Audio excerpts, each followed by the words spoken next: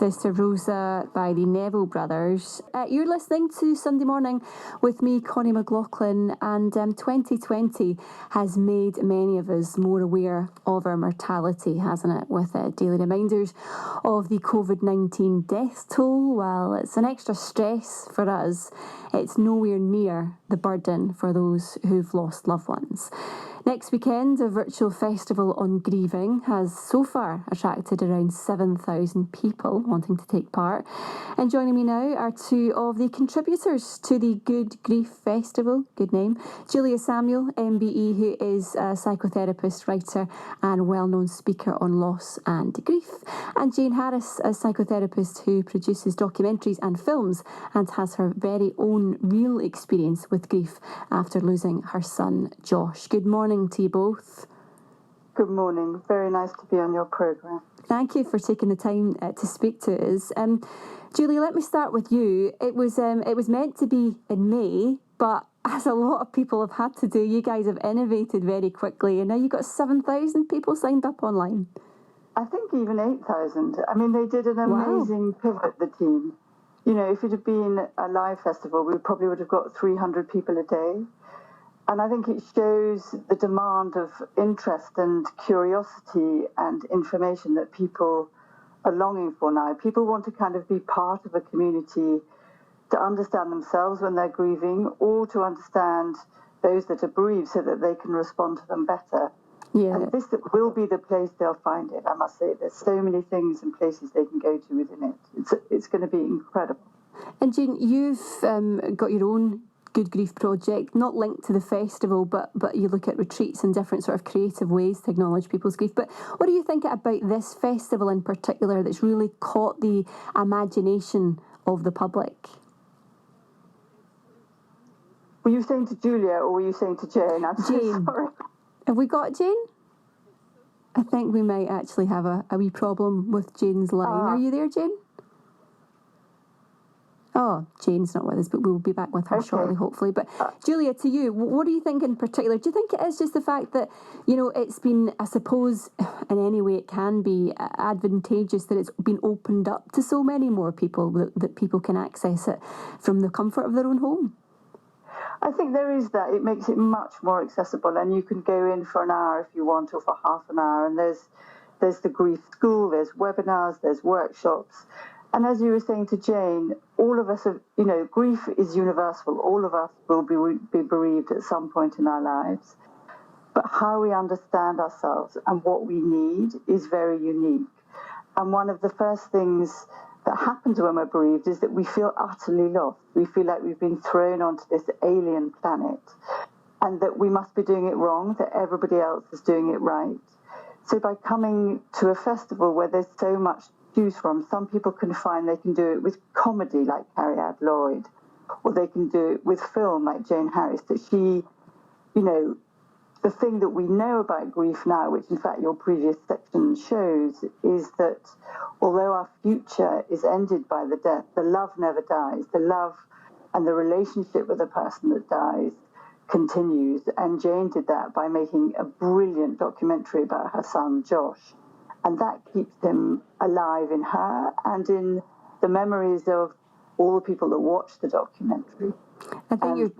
I think you're totally right, Julia, because I think it's such a personal experience as well, isn't it? How you navigate through the initial shock of losing someone and then the process of rebuilding your life in a very different way. And you've done that with helping families for 30 years through their own grief.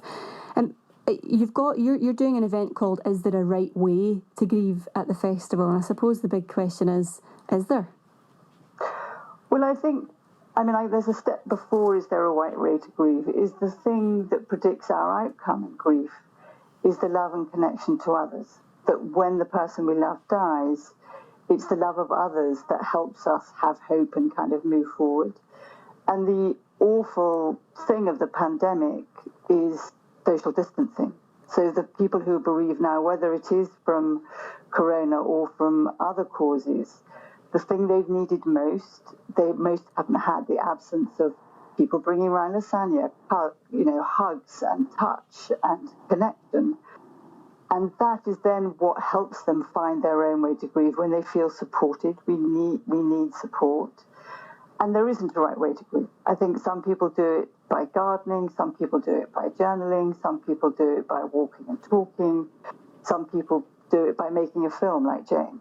Yeah. So there isn't a right or wrong way. Yeah, we've got Jane actually with us. Are you there, Jane? Yes, I think you've got my sound back now.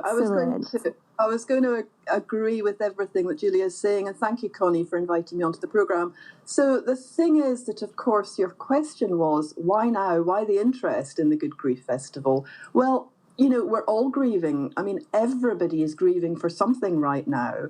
And some of us are grieving for untimely losses, aren't we? And as Julia said, there's no right or wrong way to grieve. But this festival is attracting so much interest because grief can be so lonely and isolating. And we seem to inhabit a culture where grief and death are to be avoided because, in a way, they bring up so much discomfort for people. And maybe that's changing a bit. Maybe we're getting alongside that discomfort a little bit more as we learn to talk about grief. And, since my son died, since Joshua died, it's nearly 10 years now. And I'm okay with my grief, but there isn't a day that goes by when I don't think of him. And that doesn't mean I'm unwell or ill. It means that, the love for my child will last forever. Your child lives with you in your heart forever, whether they're alive or they're not. And as every bereaved parent knows, there's no sell-by date to grief after the death of a child. It's just one of those back to front things. I won't have Josh's future. I, in a way, have lost a huge part of my life, but he's taught me so much. My grief has taught me so much. And in many ways, it's taught me to overcome that British fear, that Scottish fear of talking about it, which, we do in our films to find a more comfortable language. It's interesting because I was actually speaking to a friend of mine who recently lost her mum, and it's been a few months since that's happened. And I asked her the other day, how she was feeling, and she said, I think most people just expect after a few months you just go back to normal and you go back to sort of a normal way of life after the initial period of being upset about it. But her sort of take on it was that, it will never go away for her. And I think there's almost this difficulty of when we want to reach out to people who've been bereaved or you're going through that process and we don't really know what to say. But I suppose, Jane, the thing is that there's nothing really you can say that's going to make things any better. Absolutely. So a lot of people will come to my private practice and say, I should be over it. They died 3 months ago. And you say, no, you'll never be over it, but you'll learn to fold it into your heart. You'll learn to live with it and accommodate it. That's a very different thing, isn't it? And I think the discomfort around grief and death is a terrible burden for the bereaved, because I know that we wear a mask a lot of the time to stop people feeling uncomfortable in our presence. And what's really sort of strange is right now during this time of COVID and lockdown, we're all experiencing what it's like to wear a mask, both literally and metaphorically. And never more has a festival like this been more needed. Never more has it been more important to reach out to people who are feeling isolated in their grief. And I think it's a real sea change, actually, because grievers shouldn't feel on top of the brokenheartedness of losing a child, a partner, somebody they love, to feel that they are actually contagious at an unconscious level, that people will catch their grief if they talk about it. So what we're kind of trying to get across is, let's have those conversations, let's open it up. And if the Good Grief Festival's anything to go by, well, frankly, 7,000 people signing up in such a short space of time is quite remarkable. It speaks volumes, doesn't it, Connie? Yeah, I think it shows that there's obviously an appetite in some way for it. And Julia, why particularly now, I suppose, when we're going through such sort of a difficult period in the last year or so, do you think it's even more important for people to start to be able to navigate these difficult conversations? I think it's important now so they begin to find ways of understanding themselves. I mean, many people have had living losses. They haven't had death by someone they love, but they've had, loss of jobs, loss of connection, loss of plans, loss of structure. And that is the same experience as grief. I mean, maybe not as intense, but it is a very discomforting, discombobulating experience. So when people can go somewhere and begin to have an understanding for themselves that what they're feeling is abnormal as it feels is actually normal, then that's a very good first step. And I think a lot of the people that are signed up are young. And, the young are much more emotionally intelligent than old bags like me.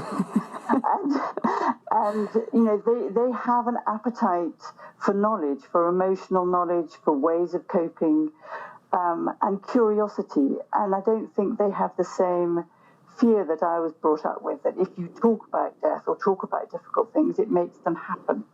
I think they're much braver at having courage at facing what's difficult and what's daunting and stepping into it with curiosity to find out more. And that's what this festival will deliver. Jane, if there's people sitting listening at the moment, which I hope there are, and they want to sign up for the event, tell us just a little bit, just briefly, because we're coming up to the news, but what they can expect to find. Well, I mean, the festival is so rich in choice. There's something for everyone, not just people who grieve, but when you think about it, we're all grieving. But you have Catherine Mannix, you've got people talking about food and the importance of nurture. You've got people talking about literature and films. I mean, there's basically something for everyone, and it's all free. You've got Lucy Watts. You've got so many people who are supporting this festival. But I think most importantly, the overall theme is to talk about it. It's finding that new language, isn't it? And this festival's underpinning kind of ambition and motive is to free people up to communicate more comfortably about this subject that's so shrouded in fear and silence. And as Julia says, there's an awful lot of young people out there who need our guidance. If we can get comfortable talking about it, it gives our young folk permission at a time in their lives during this COVID chapter, which is diabolical for so many people. And as Catherine Mannix says, it's like a sort of epidemic, a bereavement epidemic that hasn't even kicked off yet. We need to model something positive and hopeful. Because as your last speaker said on the previous item, hope is everything. And if we can't find hope in death and grief, we're lost. Indeed. So hope is where it stands. Never a true word said in a great point. Say that again, Julia? Hope starts where certainty ends, that we have to live with the discomfort of uncertainty. Listen, thank you so much, both of you, for speaking to us this morning. That's Julia Samuel and Jane Harris. The Good Grief Festival is happening on the 30th of October to the 1st of November, so next weekend. And you can sign up for free if you want to. You can go to the website, goodgrieffest.com, if you want to take part. Coming up after the 11 o'clock news, we'll be hearing from a group of Scots.